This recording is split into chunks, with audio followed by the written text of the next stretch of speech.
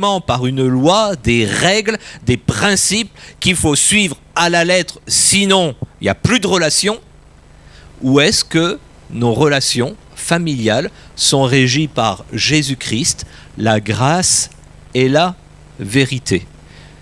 Pour répondre à cette question, vous avez déjà la réponse là.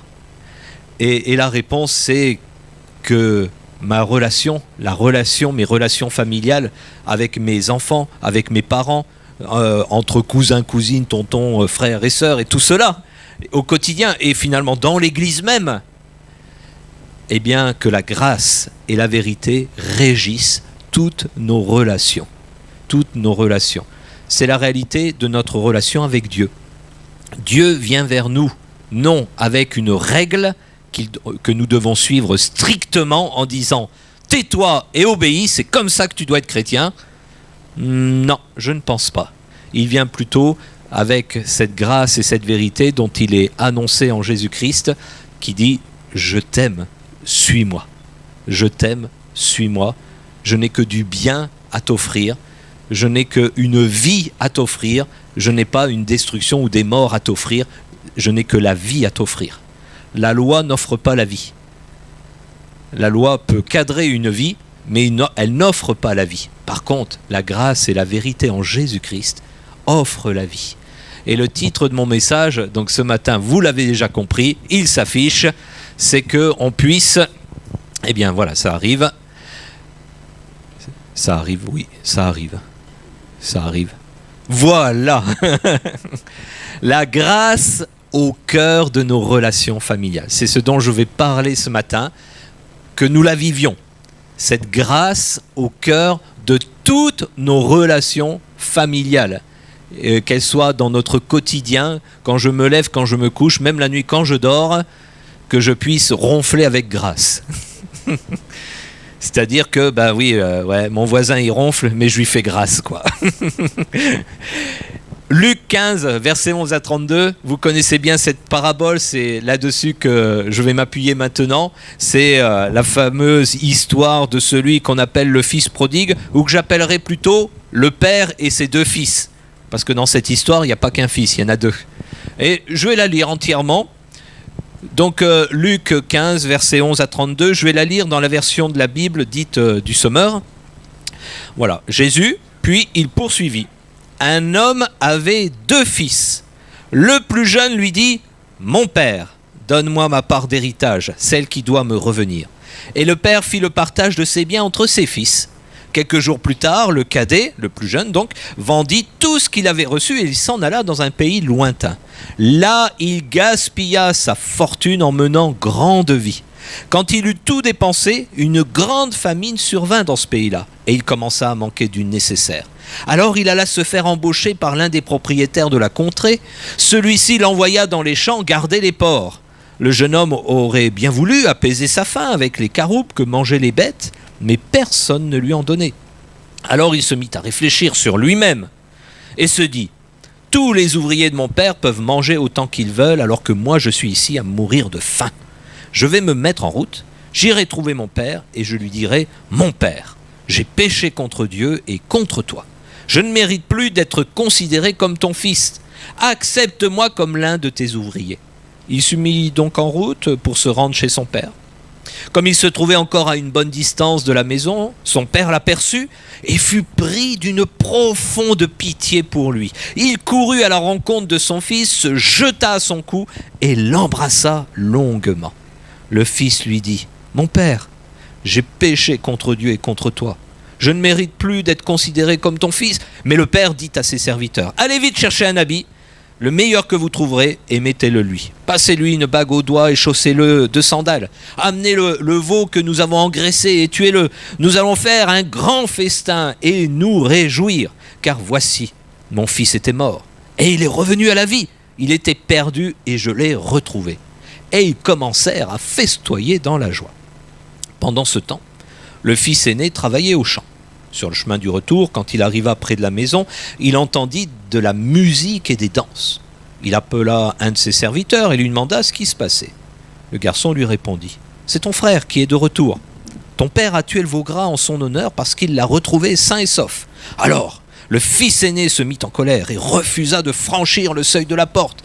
Son père sortit et l'invita à entrer. Mais il lui répondit: « Cela fait tant et tant d'années que je suis à ton service, jamais je n'ai désobéi à tes ordres, et pas une seule fois tu ne m'as donné un chevreau pour festoyer avec mes ennemis. Mais quand celui-là revient, ton fils, qui a mangé ta fortune avec des prostituées, pour lui, tu tues le veau gras. Mon enfant, lui dit le père, tu es constamment avec moi, et tous mes biens sont à toi. Mais il fallait bien faire une fête et nous réjouir, puisque ton frère que voici était mort, et qu'il est revenu à la vie, puisqu'il était perdu, et voici qu'il est retrouvé. » On aime bien cette histoire, parce qu'elle nous parle. Elle nous parle personnellement, mais moi je l'aime bien aussi parce qu'elle nous parle d'une famille. Jésus prend cet exemple d'une famille.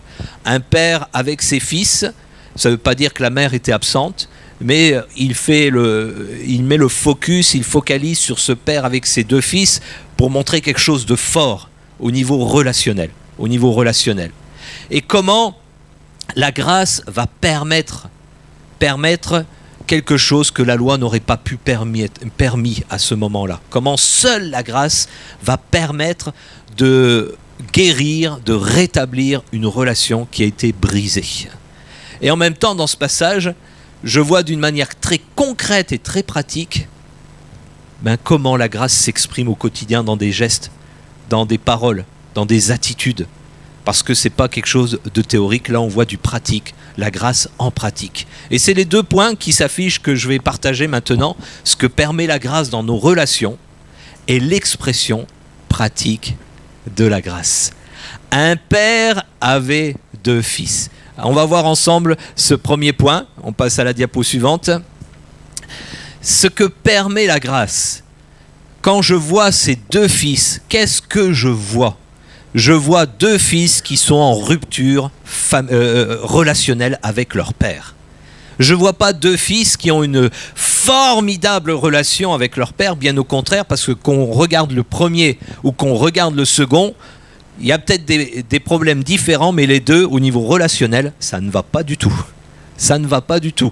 Le plus jeune lui dit: « Mon père, donne-moi ma part d'héritage, celle qui doit me revenir un jour. » Et le père fit le partage de ses biens entre ses fils. Quelques jours plus tard, le cadet vend tout ce qu'il avait reçu et il s'en va dans un pays lointain.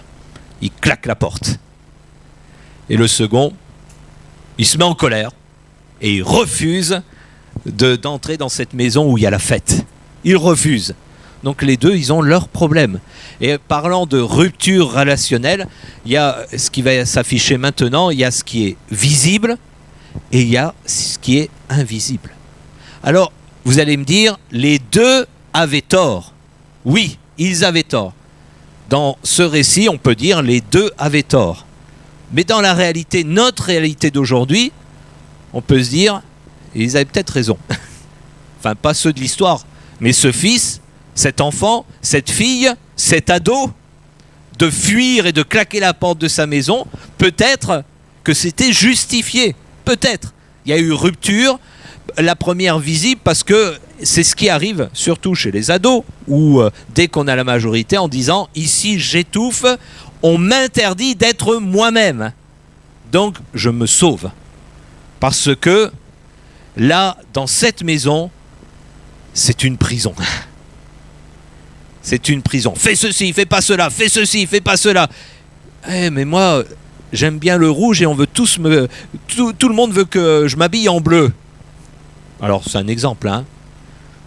Je veux dire, je prends un exemple gentil, hein, pour que personne se sente visé. C'est sûr qu'à un moment donné, moi j'aime le rouge, on m'impose le bleu. Il y a un moment donné, la seule façon que je puisse m'habiller avec la couleur que je préfère, ça sera de partir de la maison, quoi. Rupture relationnelle, c'est tout.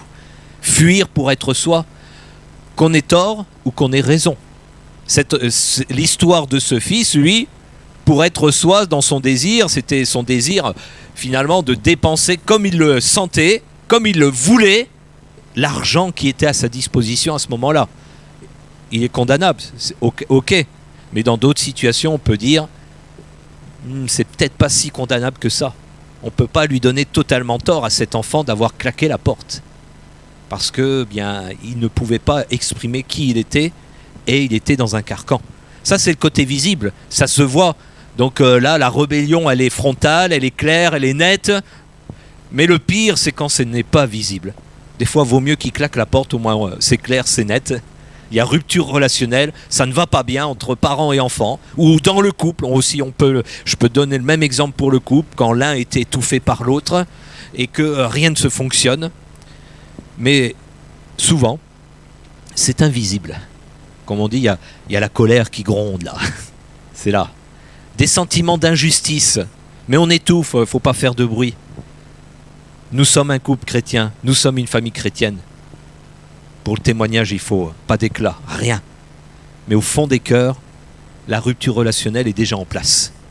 Parce que la vraie relation que Dieu veut, et je vais en parler tout à l'heure, elle n'est pas là.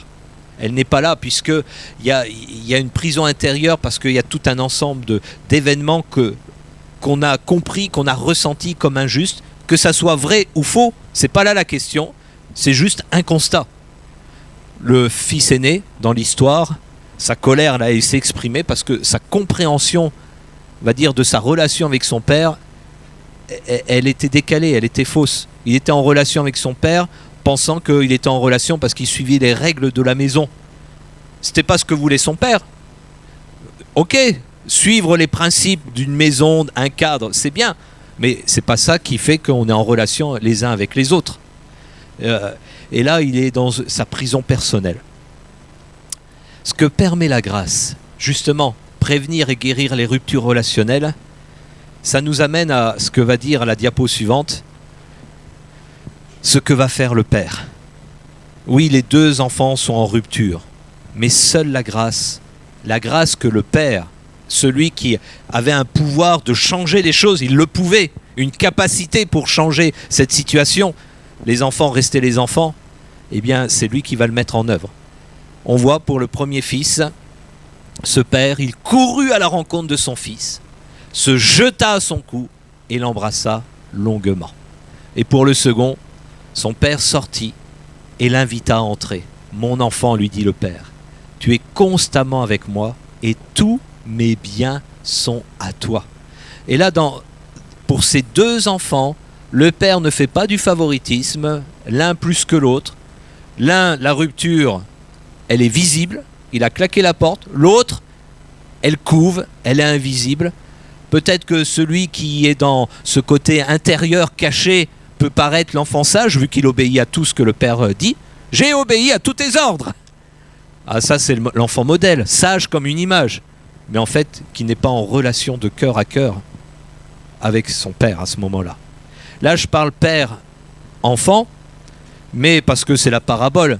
Mais vous comprenez bien que derrière, on peut parler de toutes nos relations dans la famille, dans le couple, les frères et sœurs. Et finalement, si vous êtes seul à la maison, par rapport à ce que vous vivez ici même, dans l'église, où Dieu est au centre, où le Père, l'unique Père, notre Dieu est là, et son seul désir, c'est que chacun d'entre nous, que ce soit dans notre famille ou dans ce moment-là où on se déclare frères et sœurs, on puisse vivre une relation de cœur à cœur. Et seule la grâce que nous avons trouvée, que nous trouvons en Jésus-Christ, le permet.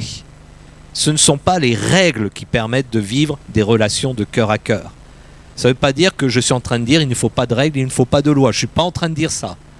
Mais seule la grâce permet d'entrer dans cette relation de cœur à cœur, parce que l'appel du Père que j'ai reçu de mon Dieu, qui est exprimé dans cette histoire, c'est « il courut, il m'embrassa longuement, il me dit, il sort, il m'invite, mon enfant, je suis constamment, tu es constamment avec moi ». Ce n'est pas des appels du règlement, mais c'est des appels du cœur, des appels de l'amour de Dieu, de la compassion, de la grâce.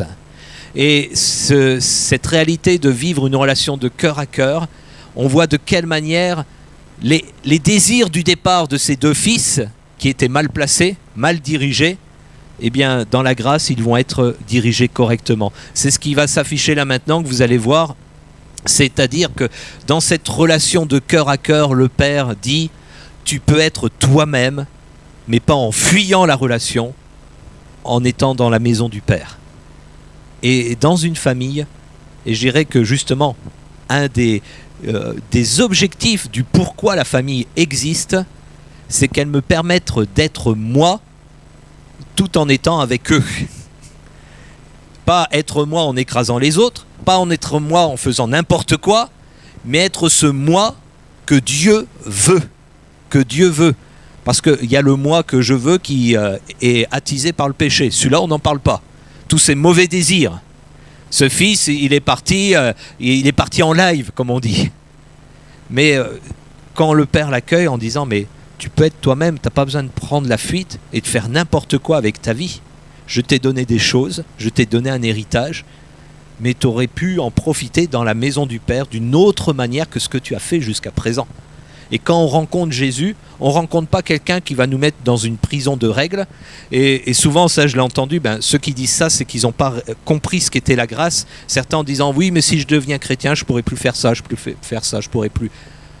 Et la question, ce n'est pas de faire ou de ne pas faire, c'est de dire, qui es-tu aux yeux de Dieu ? Qui es-tu réellement pour Dieu et en Dieu ? Quel est le sens de ta vie ? Faire ou pas faire, c'est secondaire, c'est plutôt de dire, voilà, qui je suis dans ma personnalité, chacun a une personnalité différente, je ne suis pas comme Cédric n'est pas comme moi. Certains sont plus bouge-bouge, d'autres plus tranquilles. Mais en Dieu, je peux être qui je suis, celui qui l'a créé, et accomplir pleinement cet appel qu'il a mis sur ma vie. Une relation de cœur, seule la grâce permet de le faire.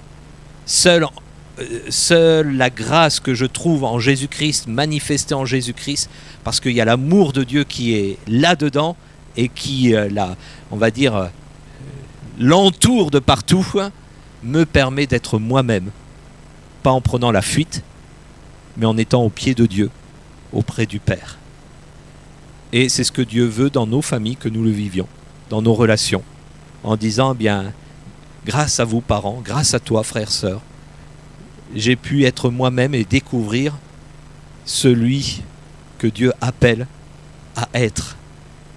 Pas un pécheur, mais un enfant de Dieu avec ce qu'il a reçu de Dieu. Et dans nos relations de cœur à cœur, c'est ce qu'on favorise les uns vis-à-vis des autres. Et concernant le deuxième fils, c'est de lui dire, ok, t'aimes bien obéir, c'est une bonne chose. Mais ça ne doit pas te faire une prison. Ça doit te permettre de vivre en liberté. La grâce n'enlève pas la loi. La grâce ne supprime pas la loi. Le cadre reste. Mais dans ce cadre, la grâce nous dit tu peux vivre dans une totale liberté. Et que la loi ne soit pas un esclavage avec une obligation de faire ou de ne pas faire. Mais la loi, c'est simplement mon cadre de vie libre. Et dire, dans la maison du Père, il y a un cadre, dans ma famille, il y a un cadre, mais ça nous permet d'être libres et d'exprimer les choses sans écraser le voisin et sans lui faire du mal. Et de dire, oui, il n'y a pas de plus grande liberté que de vivre dans le cadre divin, des principes divins, mais sous la direction de la grâce. Et pas d'une trick qui nous dit, si tu ne fais pas, sping, pang. Ou la chicotte selon les endroits. Alors, faisons attention à ça. Ce que permet la grâce, on l'a compris, vivre une relation de cœur à cœur. Et ensuite, je vais aller plus dans le détail maintenant avec ce deuxième point, qui est cette grâce exprimée en pratique. Alors, il y a le N qui a voulu descendre, l'expression de la grâce, pratique de la grâce. Je reprends ce passage de Luc 15, mais pas la parabole, mais le pourquoi Jésus a donné cette histoire. Ce qui a déclenché ces paraboles, il y en a plusieurs là dans Luc 15, mais ce qui a déclenché cela, c'est que les collecteurs d'impôts et autres pécheurs notoires se pressaient tout autour de Jésus. Ils étaient tout contents, avides d'écouter ses paroles. Et même ils mangeaient ensemble parfois. Les pharisiens et les spécialistes de la loi là, on n'est pas la grâce, la loi s'en indignait et disait cet individu fréquente des pécheurs notoires et s'attable avec eux. Il mange avec eux aussi. Waouh! Il les accueille. Une autre version dit il accueille les pécheurs. Bouh! C'est contraire à la loi. Ben, c'est sûr que si on reste là-dessus, il y a plein de relations qui ne seront jamais créées. Jésus est entré en relation avec des pécheurs, et pour cela, il fallait qu'il montre qu'il était la grâce et la vérité.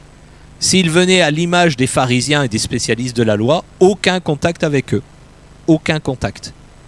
Et si notre façon de vivre nos relations familiales, c'est uniquement « tu obéis, je t'aime », tu n'obéis pas, va dans ta chambre, on n'a plus de relation ensemble. Bien, c'est sûr que c'est pas trop relation de cœur à cœur là. Hein. Et on comprend pourquoi il y a des séparations, des divisions, des dissensions. Pourquoi aussi dans des couples ça craque. Parce que la grâce n'est pas au centre. Quand on lit ce passage, eh bien, il y a un mot, ce mot accueil, qui sort de ce passage. Et c'est ce que va faire le Père. C'est ce qui s'affiche là maintenant. La première chose que le Père va faire avec ses deux fils, c'est rejoindre. C'est pas, il attend pas d'une manière passive en disant j'attends que quelque chose se passe de l'autre parce que là il m'a contrarié. Oui mon mari, oui ma femme a fait un truc là, ça m'a plus que contrarié. Je pense que je vais lui faire la tête au moins, allez, jusqu'à Noël pour qu'il comprenne, pour qu'elle comprenne. Au moins, hein, si ce n'est plus. Mais après il faudra vraiment qu'elle arrive avec un cadeau qui me fasse plaisir pour que je change d'avis et que j'arrive à dire « Bon, ok, je t'excuse. » Non, c'est parce que je suis à la maison, sinon j'aurais des cadeaux tous les jours. Non. Mais là, l'exemple du Père, il est formidable. Parce que celui qui est offensé, ce ne sont pas les fils qui sont offensés dans cette histoire. C'est le Père. C'est lui. Et parce que son désir, c'est de rétablir cette relation de cœur à cœur, de l'entretenir, il sait que le plus important, c'est de rejoindre ses fils en faisant le premier pas. Le mot pas n'est pas affiché. Faire le premier pas en exprimant tout son amour envers ses enfants. Ça ne veut pas dire qu'on excuse tout. Ça ne veut pas dire que fais ce que tu veux, je te pardonne. Ça ne veut pas dire ça. Ça veut dire que pour chacun des enfants, il est prêt à faire le premier pas, quelle que soit la circonstance. L'enfant revient avec un changement d'état d'esprit, il l'accueille. Il l'accueille. Faire le premier pas, c'est important dans nos relations. Et si on veut justement durer dans nos relations de cœur à cœur, la grâce fait toujours le premier pas. Elle n'attend pas avec le bâton que l'autre se repente et qu'une fois qu'il est à genoux, on lui tape sur le dos avec le bâton.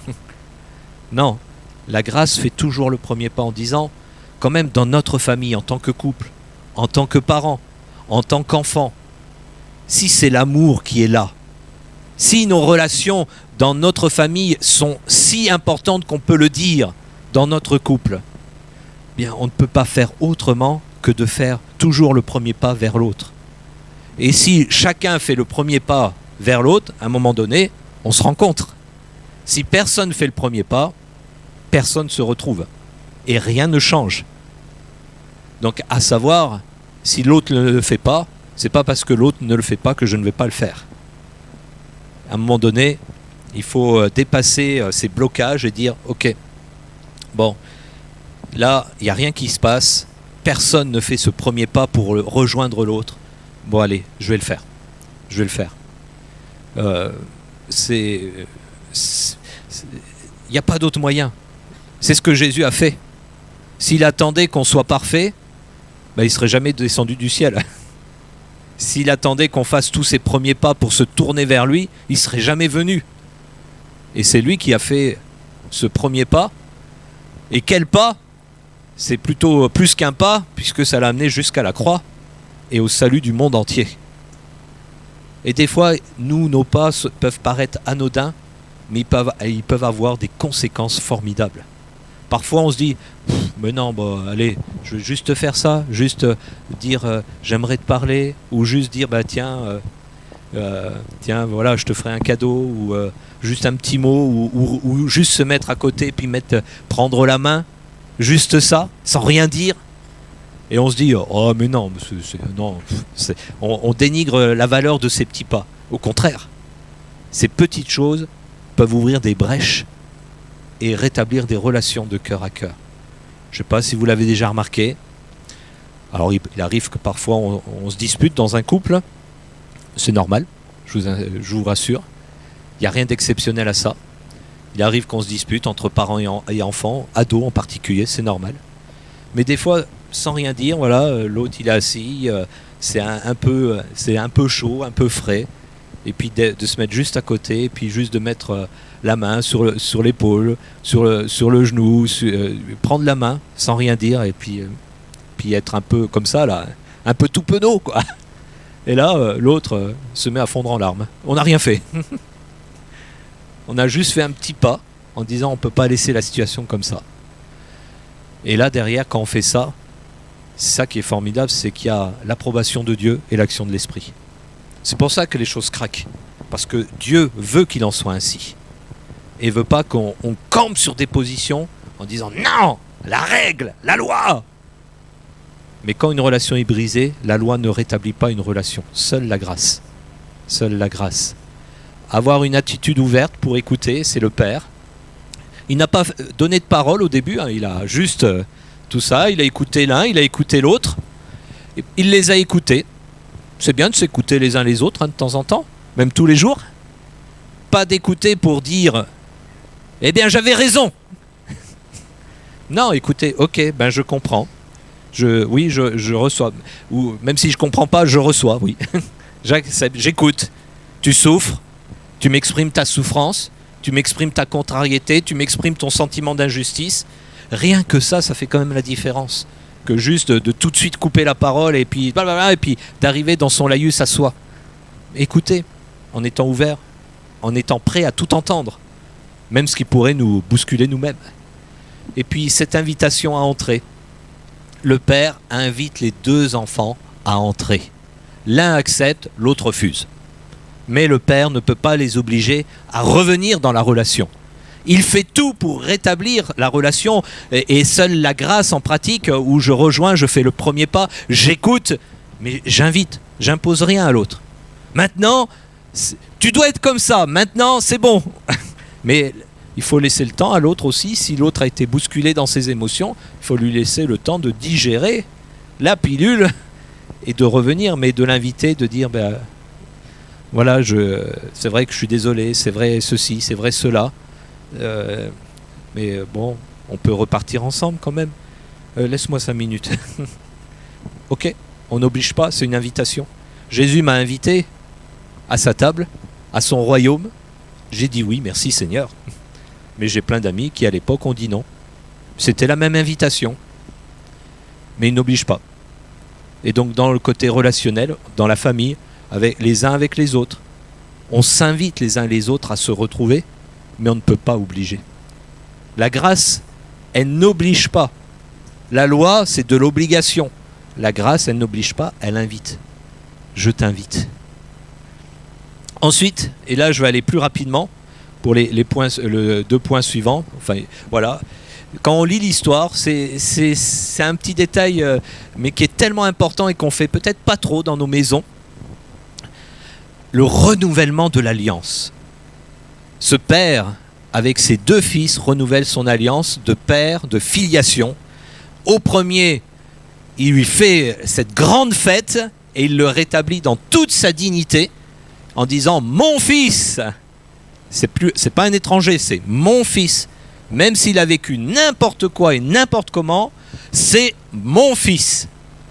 Il ne renie pas son enfant.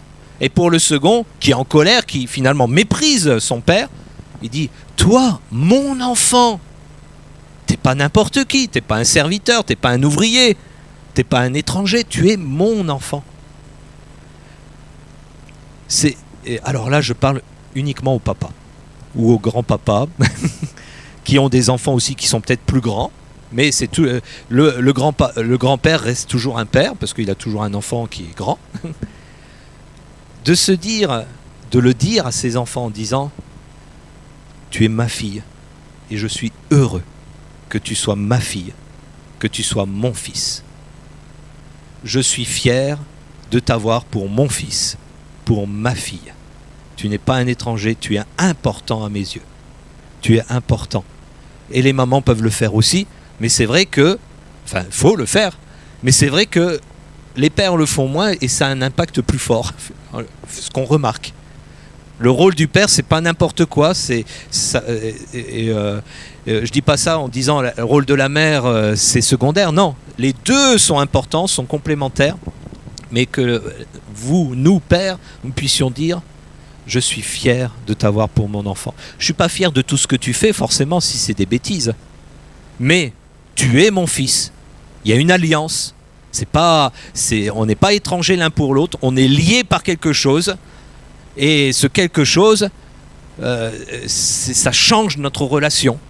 Il y a une alliance. Et on peut faire la même chose dans le couple.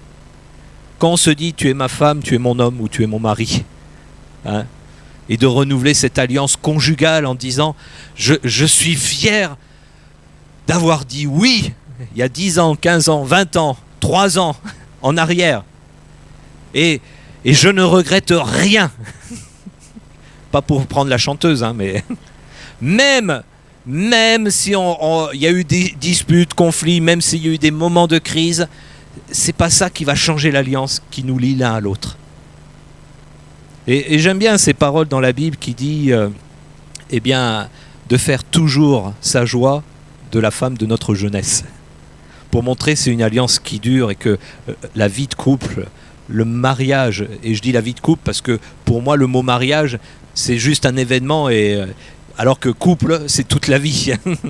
et la vie de couple c'est une alliance pour toute la vie. Pour toute la vie. Et ça on le voit dans la Bible. Et il y a besoin de renouveler cette alliance. Et si on n'exprime pas la grâce au quotidien, c'est sûr que c'est compliqué de durer toute une vie avec la même personne. Surtout pour ceux qui aiment le changement. Du genre, qui tiennent pas en place, tous les 2 ans ils doivent déménager, enfin voilà. Mais de renouveler en disant non, tu es ma femme.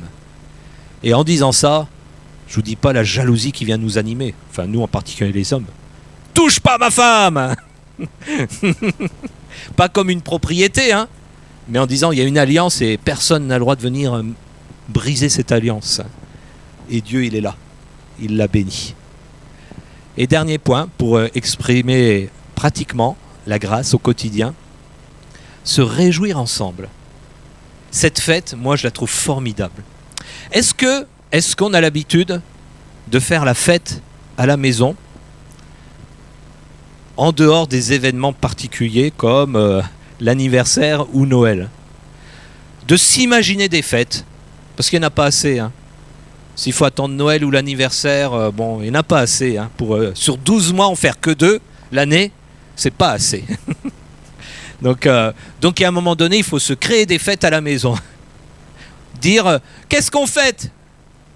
La joie de vivre ensemble, d'être une famille.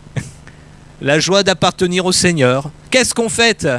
Eh bien, ta réussite, tu nous as ramené un 3 en maths alors qu'habituellement tu as 0.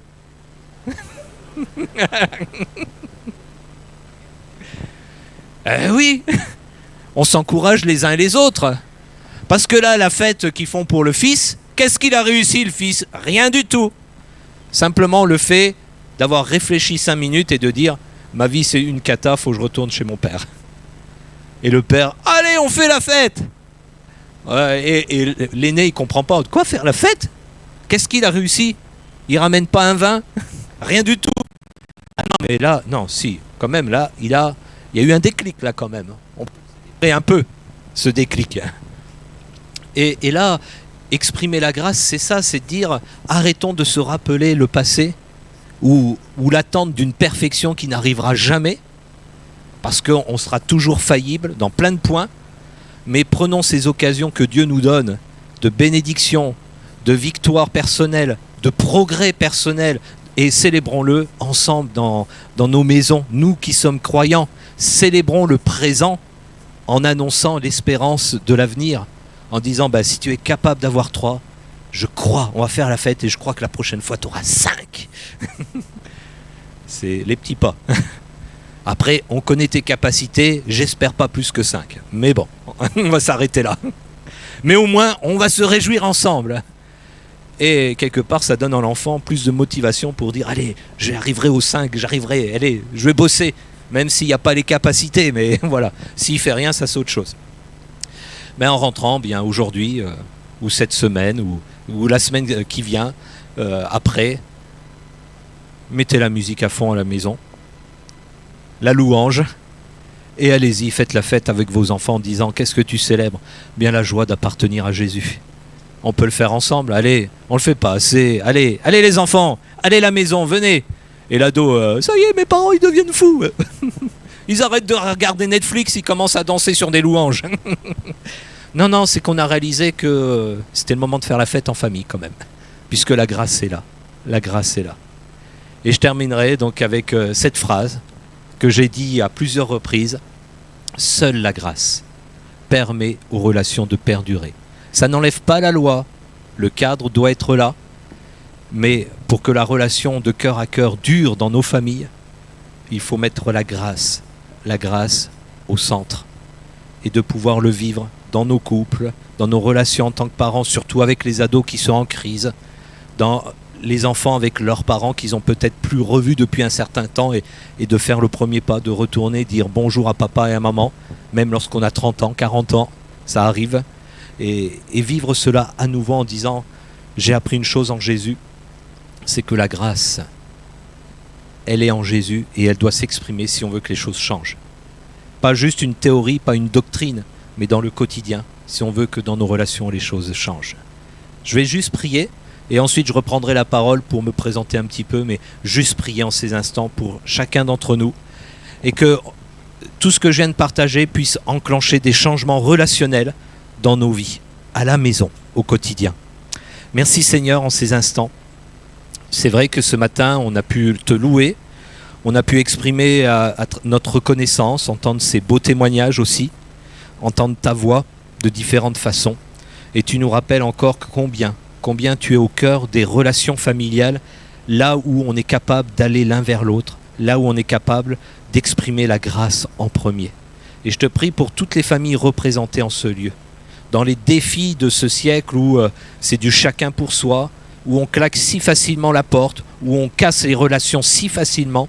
Toi, tu nous appelles à vivre des relations qui durent dans notre maison. Et parce qu'on a appris cela en toi, et on vit une relation qui dure avec toi, nous voulons le vivre les uns avec les autres. Dans ce mois particulier, dans cette période de fête de Noël où on va se retrouver en famille, je te prie que nous apprenions justement à faire ce premier petit pas, que nous apprenions à nous écouter les uns les autres, que nous apprenions à inviter les uns les autres, à pouvoir renouveler cette alliance, cette filiation, ce lien conjugal, et à pouvoir aussi célébrer ta victoire, que nous puissions le vivre pleinement dans cette occasion particulière de Noël. Merci de fortifier les uns les autres, et ceux qui sont dans des souffrances particulières à cause de séparation, de rupture relationnelle, viens en ces instants déjà apaiser leur cœur et nourrir leur espérance qu'il y a toujours une possibilité de guérison, de restauration qui est offerte par ta grâce, au nom de Jésus. Amen. Amen.